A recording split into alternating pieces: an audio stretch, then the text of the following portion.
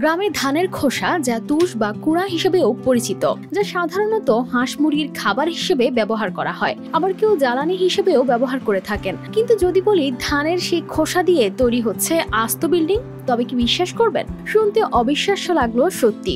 ধানের খোসা দিয়ে বানানো হয় এক ধরনের ব্লক, যা টেকসই, এমনকি ভূমিকম্প প্রতিরোধেও সক্ষম। আর এক একটি ব্লক ইটের তুলনায় আকারে অনেক বড়, এমনকি একটি ব্লক 5 থেকে 6টি ইটের কাজ করে, তাই বাড়ি তৈরির কাজ অনেক দ্রুত শেষ করা যায়।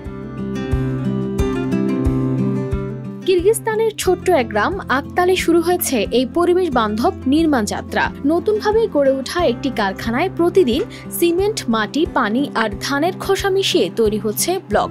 এরপর সেই মিশ্রণ ছাঁচে ফেলে খোলা আকাশের নিচে শুকানো হয়। এভাবে প্রতিদিন তৈরি হচ্ছে প্রায় 250 থেকে 300টি ব্লক, যেগুলো দিয়ে প্রতি মাসে গড়ে 4 থেকে 5টি বড় বিল্ডিং বানানো সম্ভব।